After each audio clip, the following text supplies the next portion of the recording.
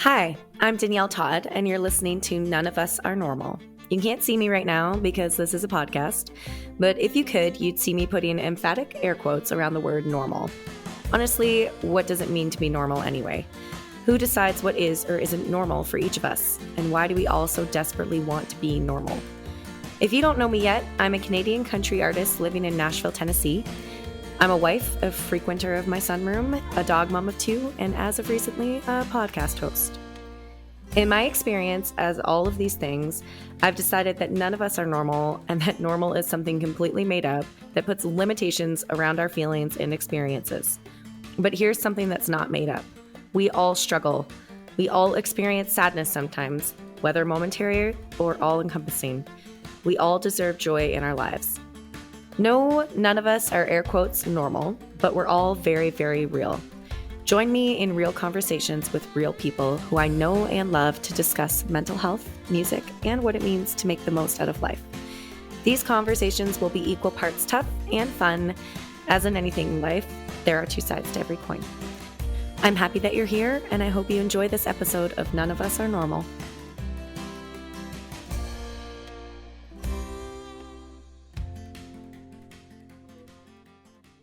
This podcast is not intended to be a substitute for professional advice, diagnosis, or treatment. It is in no way medical advice. For 24/7 free and confidential support, referral, and treatment options and guidance, please call the National Suicide and Crisis Prevention Hotline at 988. If this is an emergency and you are in an immediate danger to yourself or others, please push pause on this episode and immediately call 911. Before we start this episode, I just wanted to do a quick trigger warning that there are mentions of depression, anxiety, and suicide in this podcast. So please just proceed with caution. If this is something that you feel uncomfortable listening to, I just wanted to give you a heads up. Okay, friends, I have such a great person today to share with you on this podcast. This is Jessie T, and she is a Kitchener-Waterloo, Tri-City area musician, and she is such a freaking delight to be around. So I'm really excited to talk to her today. Please look her up online. She is such a talented musician, and she's such a wonderful person. So let's get into it. All right, guys. Hey, before we start, I just wanted to say that today is Remembrance Day in Canada, Veterans Day. And I just wanted to take a moment. I think it's really important to have some gratitude today. I know that when you're listening to this, it'll be a few weeks from now, but still, I think it's pretty important to have, a little bit of gratitude and have a bit of a moment and just appreciate, what we have today. So I just wanted to start by saying that. We have Jessie T with us today, one of my very, very great friends and such a talented musician. And Jessie, why don't you just tell us a little bit about yourself? Hello, my name is Jessie. I am a singer-songwriter and a lover of dad jokes. I have a cat named Maybelle. I love This is this all part of already. my bio. Yeah, exactly. This is all part of my bio. Yeah, I'm a singer-songwriter, artist, kind of country crossover. Yeah, I sing and play guitar, and songwriting is like totally my therapy. I love it. You are such a hard worker, and I've actually had I've had a few guests so far that I've recorded already, and it's kind of like a common theme that people are really hitting the ground running.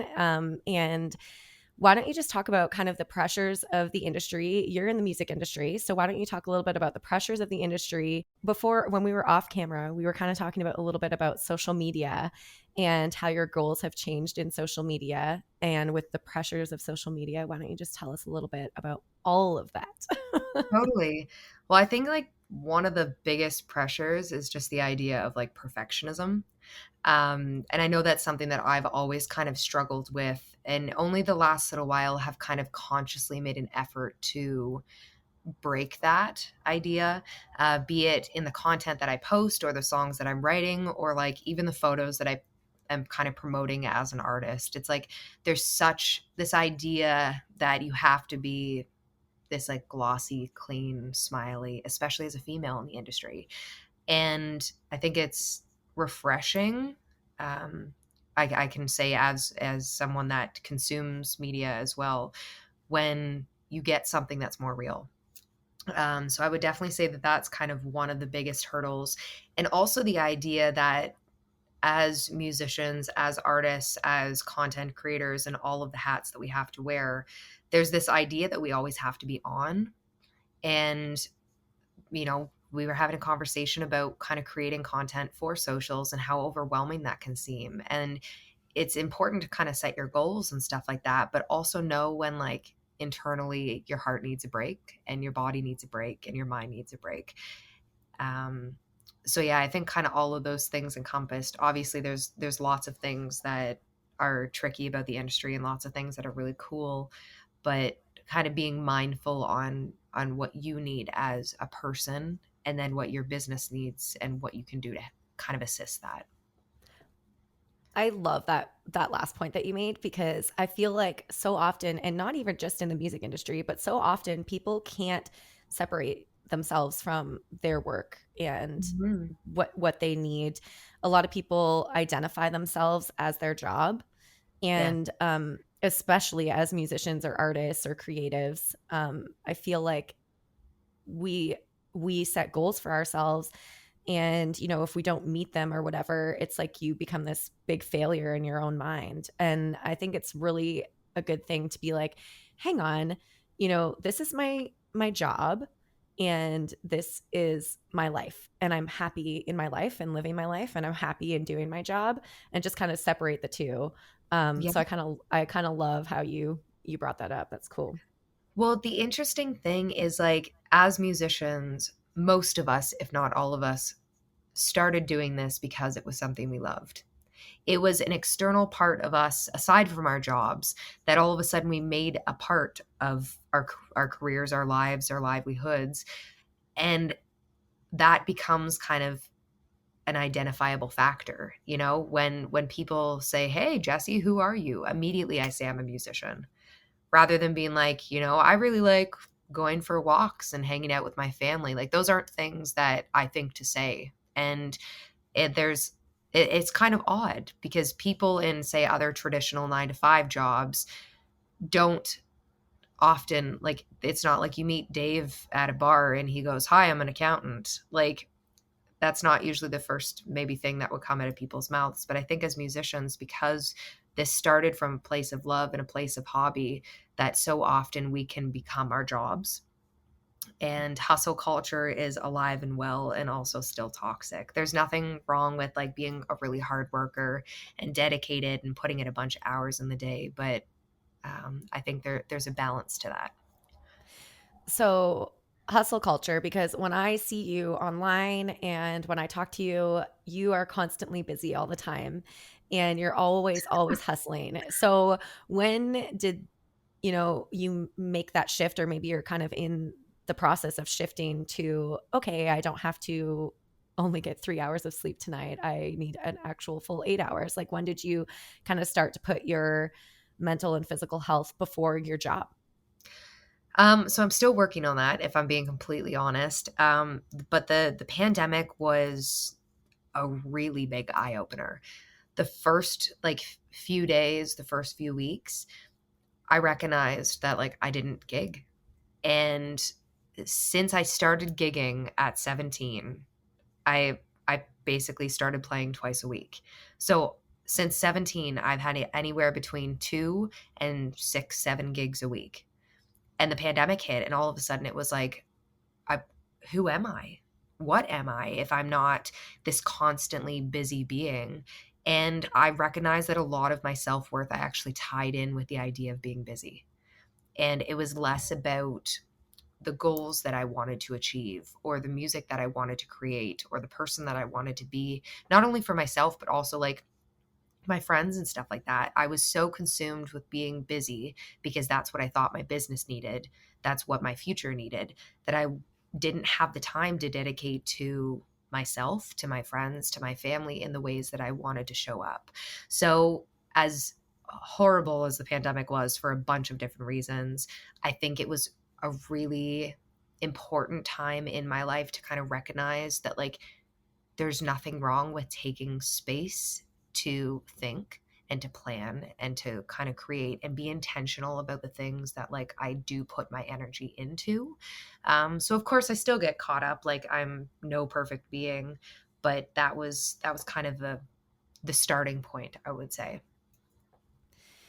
I just love that. I feel like it's a common thread between the people that I've talked to is that hustle culture and being proud of being worked into the ground, Mm. and I I still struggle with the same thing. Like I'll say like, I need to really step back from performing so much because it's like ruining my voice. And my voice is really, you know, one of that's my job, so I don't want to ruin my voice, but at the same time it's like it's been like pounded into my brain. Don't say no, don't say no, always say yes. Yep. Well, because as musicians, as independent business owners, you don't know when the next opportunity is going to come in. You don't know if that opportunity is going to be the one that propels your career in one way or another. And so it's this like toxic idea that like one missed opportunity could be the be all end all, when in reality you and I have been doing this long enough that we know, yes, there are fluke things that like, maybe you show up to a bar and the right person's there, but how often does that really happen anymore? It's about an accumulation of success. It's, how well are you doing at just kind of posting consistently? How are your streams going? How is your like fan engagement? Like there's so much more that goes into the idea of success nowadays, and success can also be defined in whatever way that you want it to be. Um, Rather than one gig or five Yeah. gigs. And it's hard to sometimes remember that. I would just like to kind of shift gears a little bit and talk. You had mentioned before being a female in the industry. Um, how how does that look to you? I know it's a lot different, than there's a big movement in the last few years, especially in the country music radio industry, about trying to have women, more prevalent and more plays, more spins, more acknowledgement for females. I don't want to get like completely into woe is me kind of thing, Yeah. but I'm just thinking, how does that look to you to be a female in the industry? So it's actually interesting because of course there's a bunch of challenges. Like it's what it is. There's not an equal opportunity yet. There's a lot of people that I feel like are trying to make that not the case, which is nice. But I'm actually really proud to be a female in the industry, if I'm being honest, because there are so many badass females in this industry. Like because of the hardships that we face, um, the caliber of talent has had to increase significantly. So I know as a female in the industry, I have to be doing something right to be able to stand beside the people that are, excuse my language, but fucking killing it. Like there's there's a bunch of people that like I'm fortunate to call my friends or my companions that like I want to cheer on because they're great singers, they're great people, they're great writers, they're great performers. So being a female in the industry, like statistics wise is tough. Opportunity wise is tough, but to stand beside people, stand beside, females, I think it's a pretty cool time. You look back to 90s and 2000s country and like, even in the bars that we played in the cover gigs, it's like it was Martina, it was Shania Twain, it was Faith Hill, there was Jody Messina. Like there were so many strong female artists, and I feel like because the caliber of female musicians is so high that our day is coming. Yeah, I love that. I think that's really cool. And I actually remember when I first met you. So Jessie and I actually played in the same band at different times. And so when I decided to move to Nashville, I was in a band called Galley West, which I covered for Laura Rose. And so it was Laura Rose, and then it was me. And then when I was moving to Nashville, we had to get somebody to cover, and I guess Dave found you. Yes, you did. And yeah. And you came in and you sang a couple songs with the band. And I remember thinking to myself when you were up there, like, I was like, gosh, she's got a beautiful voice. And I just remember feeling the same, like wondering if you were feeling how I was feeling when I first started with this band, because it's these guys that had been in this band for years together and they're super tight and they were great players. And when I started in the band, I was like, I was always playing acoustic by myself and I was not used to playing with a band at all. And so I remember just like looking up and watching you and thinking like, gosh, she's got to be really nervous, because I knew that you were in the same boat as me. And I remember thinking like, I just want her to know that like I support her, and I didn't want you to feel like I was, you know, I feel like females in the industry, people think that we're catty. And really, it's like, no, like I really did. I truly wanted you to succeed. And I'm so happy that you ended up in the band, because I feel like our lives have been super parallel ever since. But Yeah, I feel like people on the outside think like, oh, it must be so catty. But really on the inside, like everyone stands up for each other and everyone helps each other. And it's not like, oh, I got this opportunity, so I don't want to help this person, because if they get the opportunity, then my opportunity's gone. It's not like that. yeah, It's like when we all succeed, we succeed together. totally. And I think, first off, thank you for saying that. Like, I remember coming to see you that night. I was so nervous. I had like written like the lyrics for Shania Twain on a post-it note and stuck it to the top of my guitar. But I vividly remember that night, like watching you on stage and being like, you're just so natural up there, and you're such a great singer and such a great performer. And it's just been a blessing to actually get to know you over the last 7 years, I think, something like Yeah. that.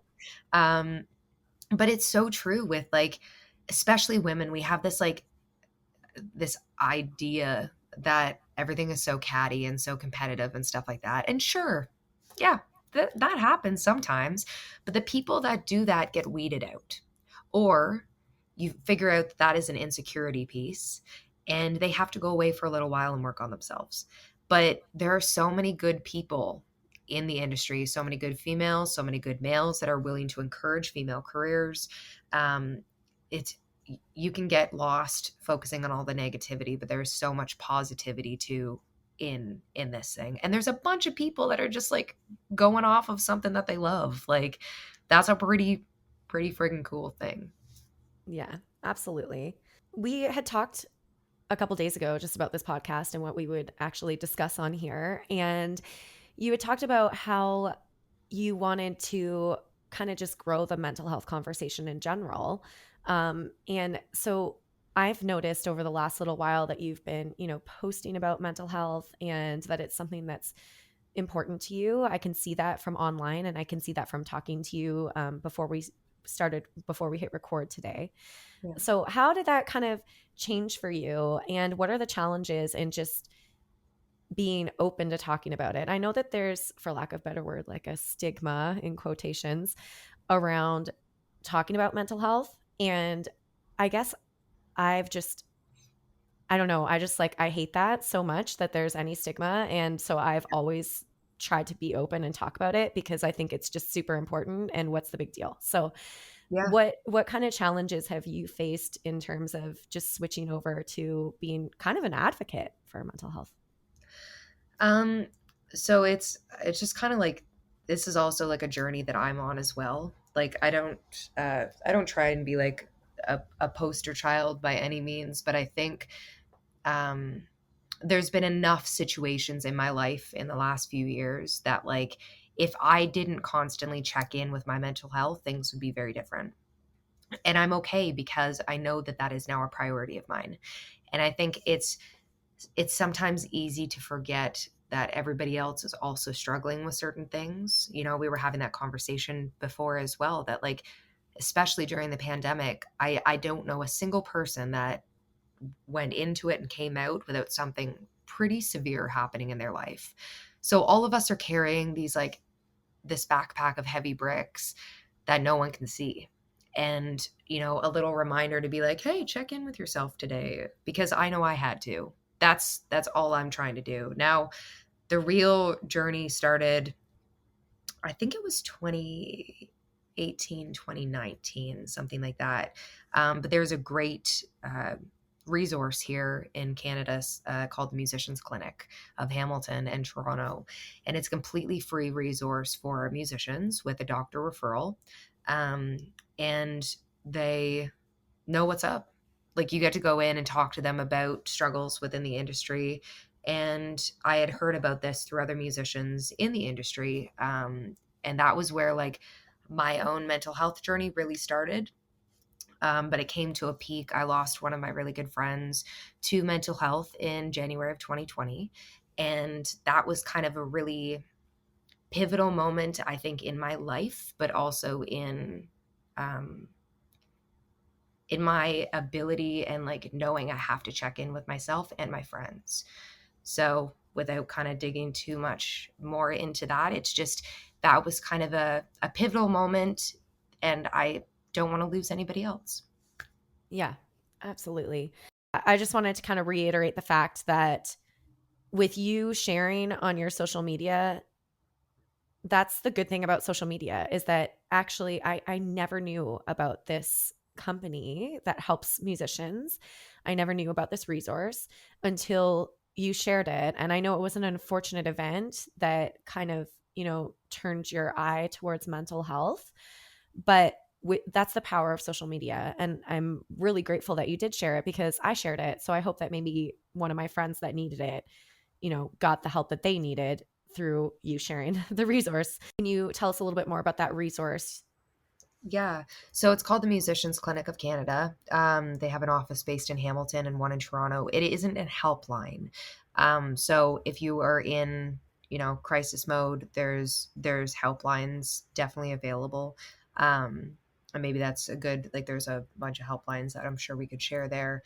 But the Musicians Clinic is like an office that you go to consistently and learn more about, you're able to talk about struggles that you have as a musician. Or I know for myself, like, I had vocal nodules, vocal polyps a few different times. I had some like physical pain that I was working through, and also just like struggles with the industry. And that was, the doctors there were able to really um, help me through that stuff and figure out like a recovery program for the physical pain and the vocal stuff.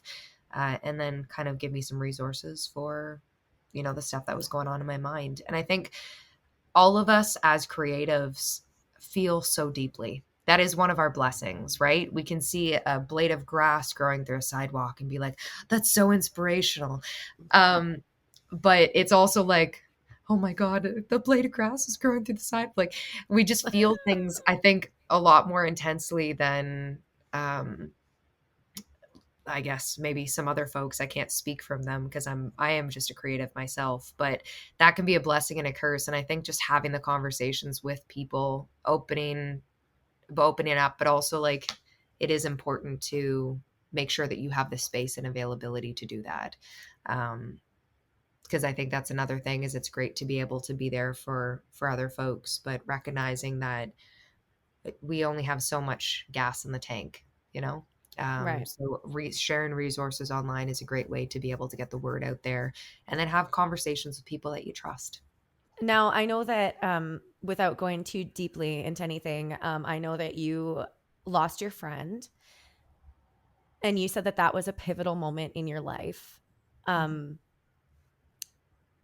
this is some deep stuff. Like, it really does. If anybody is listening who is struggling, we want you here. And I know that you've maybe heard that a few times, but it really is true because the people that you leave behind really struggle and it's a tough thing. And I think that there's a lot of, stigma behind mental health. And that's why I wanted to talk about this stuff. This is why I did a podcast. Like, I am just a musician who believes so deeply that people should look at mental health as an important thing. I'm not a doctor. Like, I don't specialize in any of this. But I just think it's just so important to talk about it. So the fact that you said that that was a pivotal moment in your life, that really resonated with me because I feel like it actually shaped who I am as a person and how I Mhm. view just people in the world, because you just never know, you just never know. And so it's really important to have grace with people and forgiveness and patience. I guess I don't want to like feel like a preacher, but really it's true. Like there's you just never know what's going on in people's lives, even the people that you love and you hold dearest and closest to you. Yeah. Yeah, it's so true. Like, quite often, the people that are struggling don't look like they are. But the other thing to remember with the people that maybe we've lost in this way is that there's a chemical imbalance. You know, if you had a broken foot and you were trying to put on a shoe, you wouldn't blame the shoe. It's you have a broken foot that needs to be healed. And with mental health, it's like there's something that isn't working properly in their brain that contributes or convinces them that that is, I guess, the decision. And it's really heartbreaking to know that a person feels that way, and the fact that any of us within a second would be there to help, but that's not what it's always about. So I think mental health is a journey. It's something you need to take. You need to start somewhere, and whether that's a phone call to a helpline or whether that's going out for a walk. That's another really good thing. Is like, get out of the space that feels overwhelming. Just a change of scenery can sometimes really, really help. You know, um, eat your favorite food. Like do something that makes you happy in a moment where you feel like sometimes might be challenging. Get yourself out of that space that feels really consuming, and sometimes just a shift in perspective can help. So yeah. Yeah. Yeah. And there's a lot of different resources, and I like how you kind of mentioned that, talking about it and therapy and all that kind of stuff is so good for you when you're in that space. But I also want to say, like, therapy is good for you at any point in your life, even if you're doing well. Hmm. It's I've talked to, well, my sister's a psychologist, and she is like a firm believer in everyone should have therapy, Yeah. if you're doing well. And because there's always stuff to either work through or stuff just comes up. And if you're in a place where you're already comfortable talking, then it might be easier for you to deal with the things that come up in your life. Yeah. So I think it's really important for people to be like, yeah, I'm in therapy. And the other person to say, oh, what's wrong? It, Yeah. like, nothing. Yeah. Like Yeah. everything's pretty cool. And so I feel like there's kind of that stigma behind talking about mental health and talking about, being in therapy. But really, it's just like, you go to your doctor for a regular checkup. Why not go and talk to somebody for a regular checkup kind of thing? So, Yeah. Well, people go to the gym to work their bodies. We get up each morning, we go for a walk around the block. It's something that we do just to kind of check in with ourselves because it makes us feel good. And I think, yeah, maybe therapy sometimes starts from a place of desperation or curiosity or whatever the reason is. But it's also just a good thing to do to check in with yourself and make sure that, like, um, we're we're kind of being aware. It's easy. There's a lot of stuff kind of constantly going on in the world. You don't necessarily know when you're going to bump into something that might make you feel a certain way. And talking to a professional about kind of being able to dissect that is a pretty good resource to have.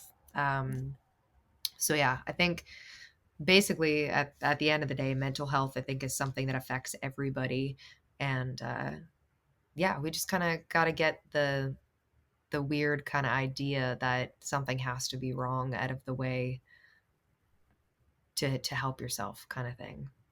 yeah. Yeah. It's really interesting too, just in terms of therapy.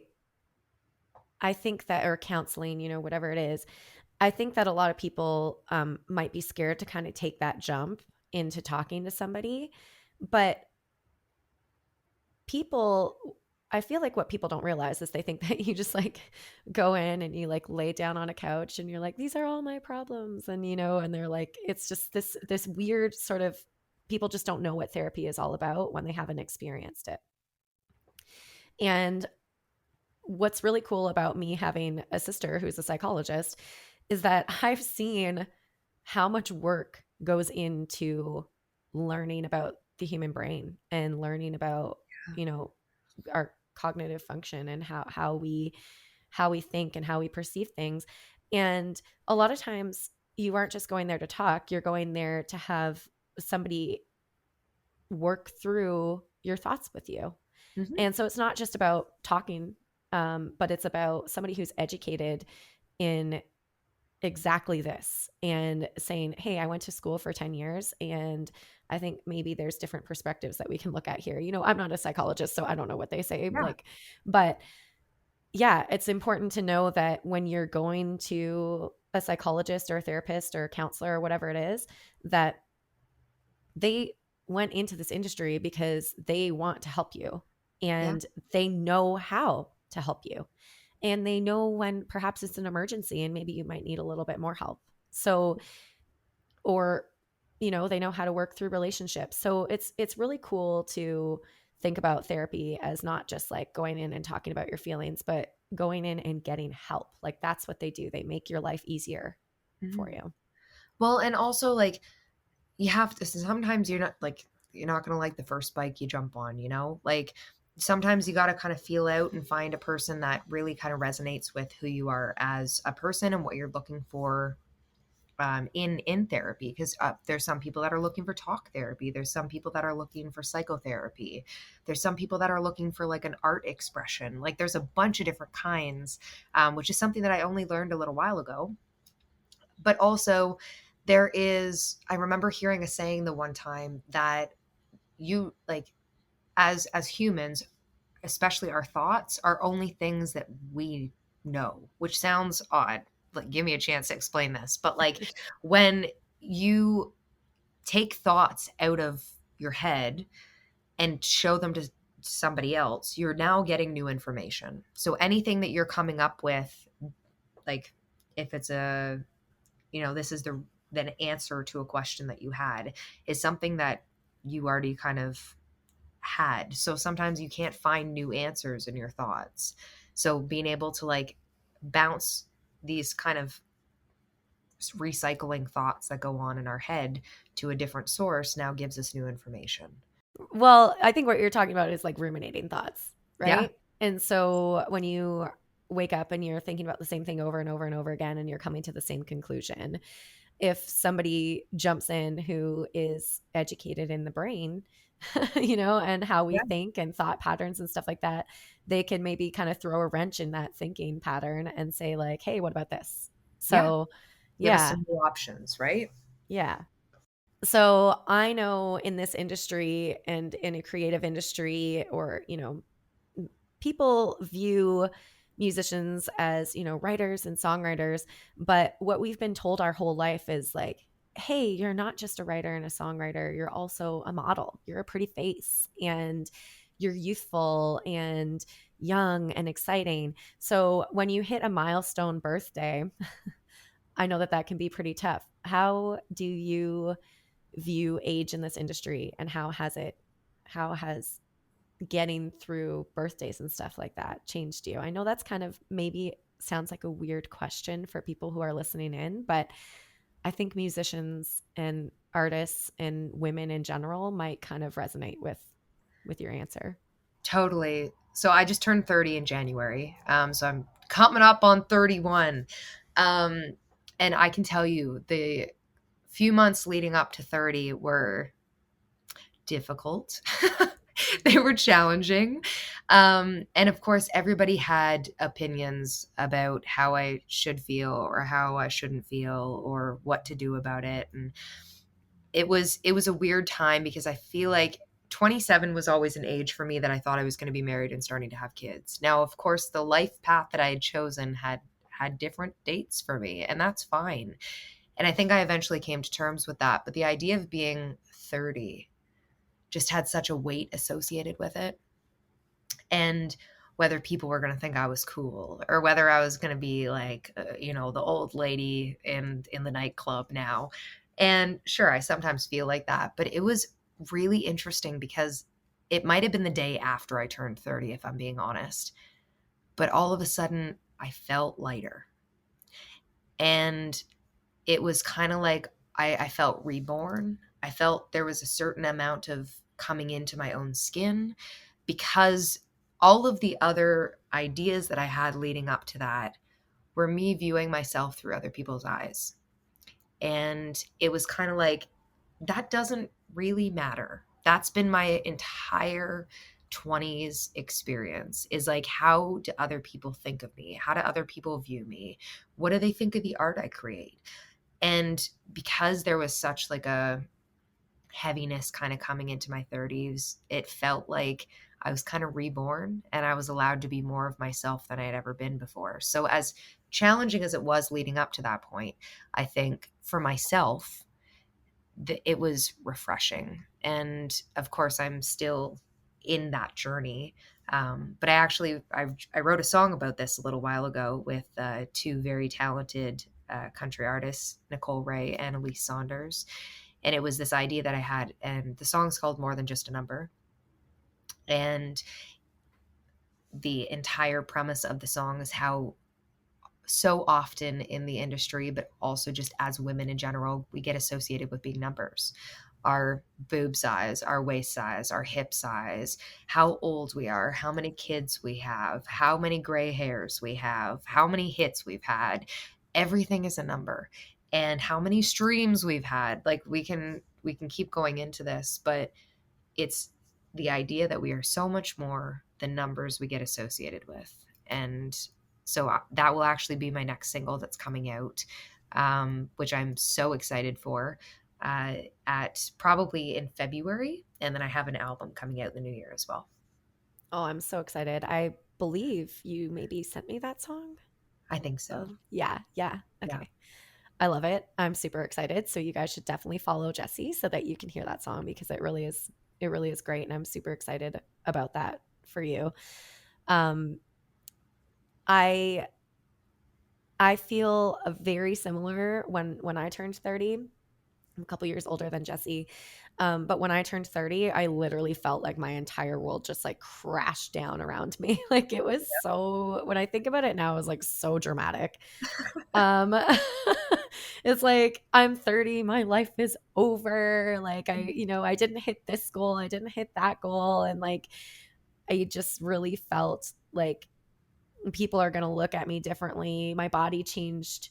I started to get like gray hair, whatever. Like, Yep. it's like, and then all of a sudden, yeah, one day I just like woke up and I was like, yeah, I'm 30. Like, this is freaking awesome. I don't care what anybody thinks about me at this point. Like, I'm just going to do everything that I want to do. And that is kind of why I released Heat of the Moment because I'd been holding on to that song for years. It was recorded and everything for years.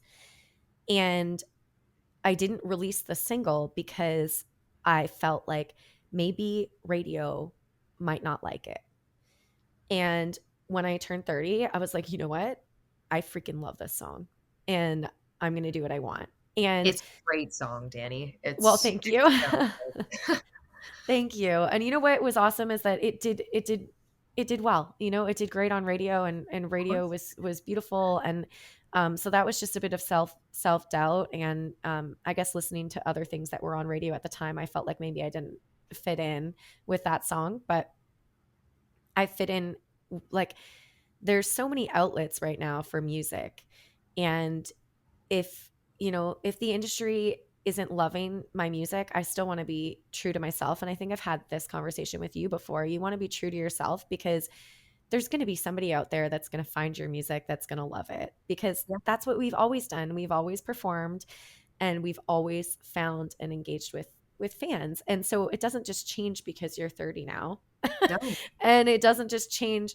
I feel like as some of my favorite writers are like way older than me, Yeah. and it's because they've experienced everything that we're talking about today and they experienced it 20 years ago.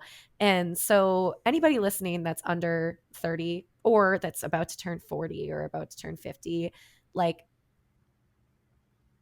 bringing it back to what we were talking about before, it is a gift that you are here. Yes. And, you know, think life can change on a dime. And so I've really, really tried to change my mindset on birthdays and about Yeah. aging. Like now it's like, you know, I have a gray hair. It's like, awesome, sweet. So does everybody else who's over 30. I earned it. I earned it. Yeah. This body has survived long enough that I now have this.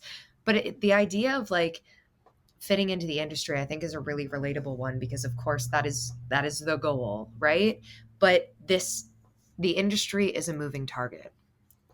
And there are times that it is way too pop, in my opinion, and then it goes really country. And it's like this has happened so often in the history of the way that it goes, right?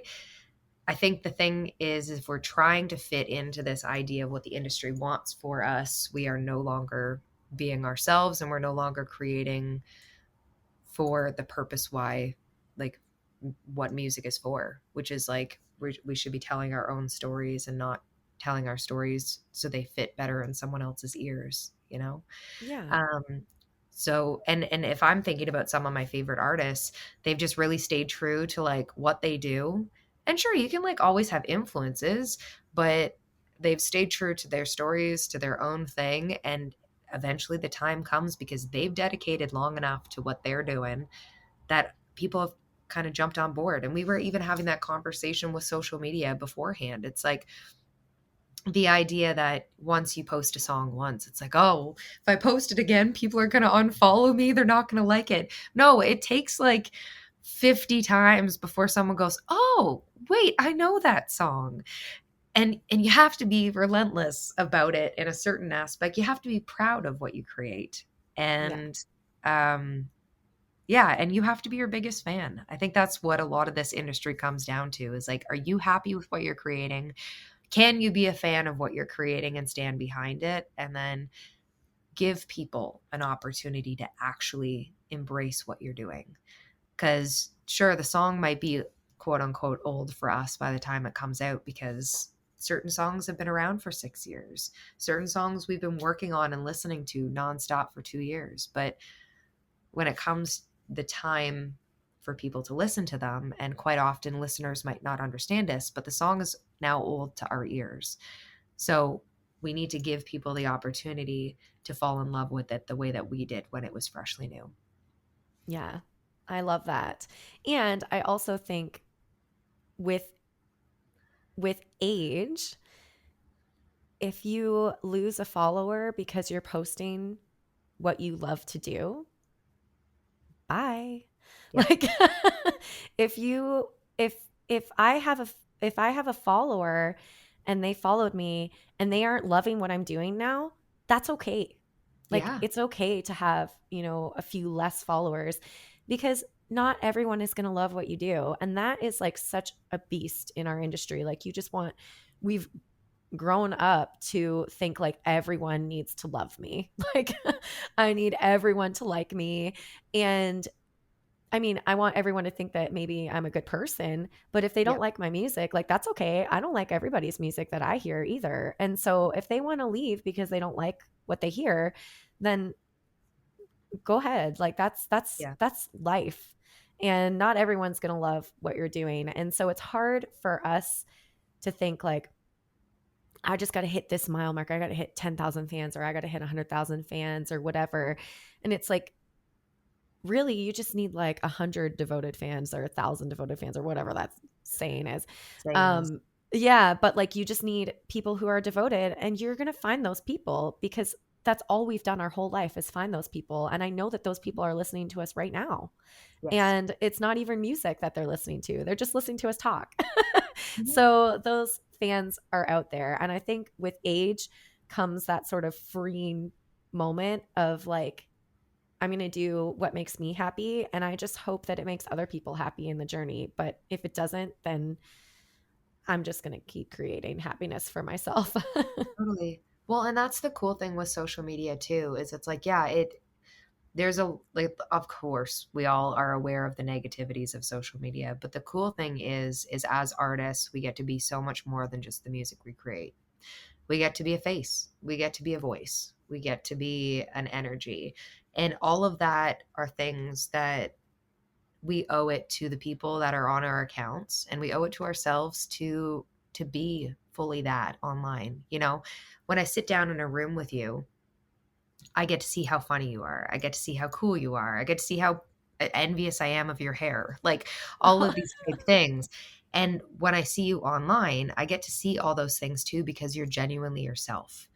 But there's other folks that are kind of scared to show those versions of themselves because they're not perfect. But like perfection is boring. Originality is really cool. Individuality is cool. And I think some of my favorite people to follow on social media are people that allow you to see what makes them them. And then also getting to hear their songs and getting to hear their stories and stuff like that. But the people that I am most subscribed to, I am because I know the person behind it as well. Yeah. You know what, Jesse, you had a song, and I can't remember which one it was, but you did like a social media post about it. It was a long time ago. It was probably maybe Mhm. 2 years ago. And I so specifically remember this because I was just like, at the time, I was just so done with social media. I didn't want to be on it. I was like, everyone's fake, blah, blah, blah. And you had posted, somebody shared your song, and I think it was like a little girl was dancing to it or something like that. Like it was just like a passing post that you had posted. And I remember I was literally in my pajamas, and I hadn't posted in forever to my fans. But I was like, you know what? I love Jesse's single and I'm going to do this for her. And I remember just like posting, like putting my camera on the counter and coming in and like lip syncing or singing your song or something. And I was like in my pajamas. My makeup was not done. My hair was like probably not brushed. I was just like such a train wreck at the time.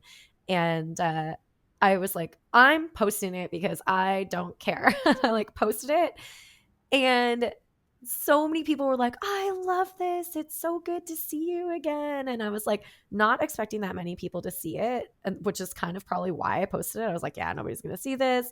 I haven't been online in forever. Algorithm is not on my side. But it was like one of my most viewed posts. I was just like totally myself in that moment. Yeah. And it was because of your song. I was like, I'm going to do this so that more people hear Jesse's song. And, yeah, I just remember that was like one of my most kind of responded to posts. And I think it's hilarious because I was like mortified at the time because I was like, why did I post that? But you know what? That's what people engaged with the most. They're like, oh my gosh, that's so sweet and whatever. So just Totally. being true to yourself and real, um, it really, yeah, it makes a difference online, I think, especially now, like after the pandemic. I feel like it got a really volatile online for a while, and now people are coming back like, hey, this is who I actually am. Sorry about the me 2 years ago. Yeah. you know Absolutely. Well, and I think that first off, thank you for all of your support and like even just having me on here. I'm so thankful for our friendship and the conversations that we have. We had like a 4-hour phone call randomly a few months ago. Danny's like, "Can I call you?" I'm like, "Yeah, sure." And then like 4 hours later, I was like, "Oh, we've been on the phone for a little while." I love it. I love Literally, like, I think the last time I did that I was like 15, by the way. yeah, It's like a right? long conversation. Yeah, I'm a big fan of our conversations, but it's so true because I think people online are so like I get sick and tired of seeing everything that's photoshopped and like designed specifically for me to like consume it and be like, oh, I wish I could be like that. When there's a version of ourselves that shows up in other people's posts, like someone with their hair not brushed, in pajama pants, not wearing makeup, or wearing 2-day old makeup. It's like, I recognize that girl because that's me. I'm sitting in my pajamas. I have not showered today. I put on mascara because this is last night's makeup. Like this is who we are. And it was interesting. I was doing a podcast promoting like the Margarita, the new single, and this guy I've not met from Adam. He's from the East Coast and we've been following each other for a while. And he asked if I would come on. And he had said, I want to give you a compliment on your social media. He was like, you were posting the other day about a projector screen that you got. And first I was like, why do I care that she got a projector screen? And then he's like, but I was subscribed because you were in sweatpants and just a tank top. And he's like, and it was because it looked like I could have an easy conversation with you. You rolled in your pajama pants. And I was like, this is probably a girl I'd like to sit and have a coffee with. Like, there's something approachable about not showing up always with like the full glam. That's fun too. But there's a time and a place for that. And that's not who we are every day. And I think these kind of podcasts really do help kind of shine a light on the idea that, yeah, fake lashes are cool, but like I'm not waking up with those every morning. Yeah, I think there's just a big societal pressure on people. And I think that slowly, and especially talking about mental health and just talking about being real, I think that that pressure is slowly going away. And I can't wait to see the next few years of people just being like, hey, this is who I actually am now. And, because I, yeah, I resonate with those real people. And there's a lot of people who I feel like have really just changed in the last couple years. It was like hit the ground running on social media and really make yourself look as perfect as possible on every front. And Yeah, now it's like, hey, this is the real life thing. And I feel like people are more invested in real life. And yeah, that's super cool. And I love the rawness and the realness that is social media is turning into now. totally. And even on this podcast, like I feel like we've been really real in it and we've shared some dark stuff on here and it's like, yeah, that's life. And so I hope that it resonates with a few people that are listening. Well, I think there's good days and there's tough days, right? And that is the beauty in life. Without the tough days, the good days wouldn't feel as sweet.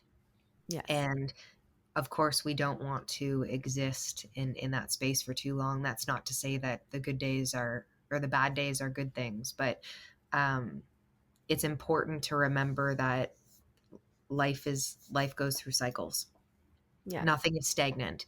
So if you're having a bad day, there's probably a good chance that tomorrow is going to be a little better. And if you're having a really good day, there's a good chance that you're probably going to get knocked off your high horse soon. But like it's good to know that things ebb and flow and that if you're in an ebb, a flow is about to be there, you know? Um that's been a thing that's really kind of helped me the last little while to recognize that life continues to move, whether you're on the bottom or you're on the top. So just appreciate the journey. Well, Jessie, honestly, it's such an honor to have you on here today with me. And thank you for chatting. I always love chatting with you. You are just such a light in this world. And I just love so much that we have a close relationship and we get to connect on so many levels. So thank you for being a part of this. And thank you for sharing some really true, raw emotion and raw real life situations with us today. Because I'm just really hoping that maybe out there this might help somebody. So thank you so much for being here today. Thank you for having me. Honestly, thank you for being you and for like sharing your heart with not only me but everybody else that will hear this podcast or hear your music. You are a light as well. So, yeah, we can shine bright, baby. Shine bright like a diamond. Now it's time for your pick me up of the day, a quick piece of advice to help you through hard times. Hey, this is Jessie T, and if I'm ever having a bad day, one of my go-to things to do is first off, call a family member or a friend, and I try and not have the conversation about what's kind of going wrong, but just to see if the conversation will kind of lift me up. But also, I throw on one of my favorite outfits. There's always a piece of clothing or a dress or something in my closet that's going to make me feel like a badass. I'm going to throw that on, put on some lipstick, and go out and grab myself a coffee. Because getting out of the house and looking fine is always a recipe to help make my day better.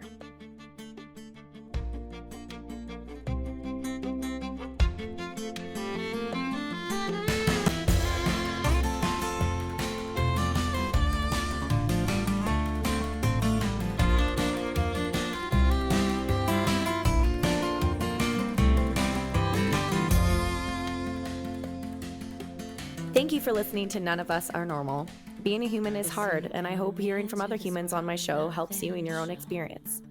For additional resources or to learn more about today's guest, please visit danielletoddmusic.com. So make it worth every joy, worth every pain. Look for the sunny